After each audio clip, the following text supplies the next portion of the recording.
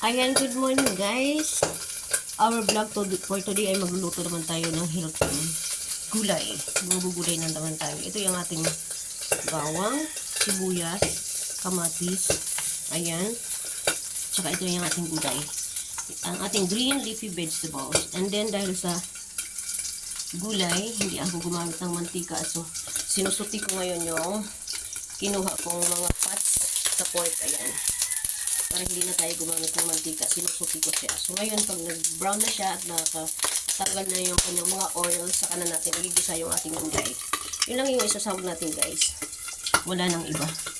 So it is so very cheap and healthy because it's green leafy vegetables. So ayun na guys, natanggal na yung ating mantika. So pwede na natin siya igisa. Ilagay ko na yung bawang, yung ating sibuyas. Ayan, saka ang ating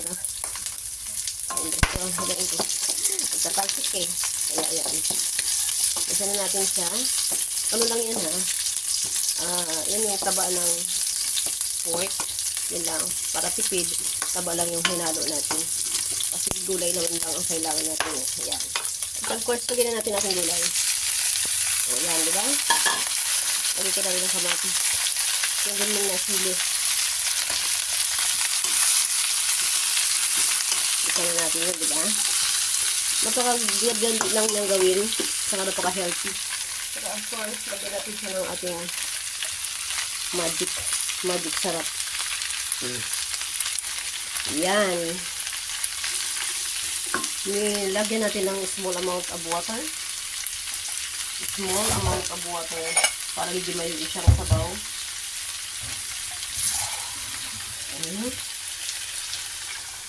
Diba? Small amount of water. Siyempre, pakuluin na natin yan.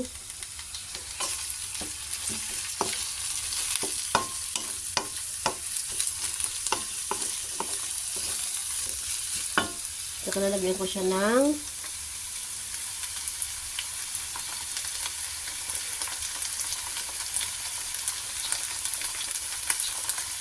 pakulin lang natin hanggang sa maluto yung gulay guys. Ang ating ginisang pichay. Pichay. Diba? Pero mas okay din pag medyo half cook siya. So, hindi tayo gagamit ng asin. Nalagyan natin ng konting soy sauce. Konting soy sauce lang, guys. Para hindi na tayo gumamit ng asin.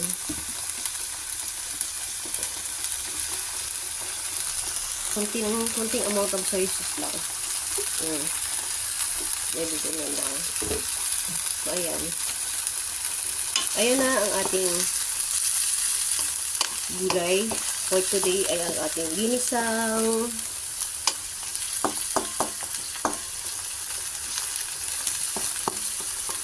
ano ba ito tawag dito? Pichay. Mas masarap yung pag half cook lang. Ayan. So, tikman natin yung lasa ng kanyang soy sauce kasi usually hindi na ako gumagamit ng salt. Naglalagay ako ng soy sauce kasi ano yung pinaka-salt ko. Tikman natin. Yummy na. Okay na siya. Thank you so much for watching. Ayan, ang ating ulam for today ay ang ating ginisang pichay. Ginisang pichay.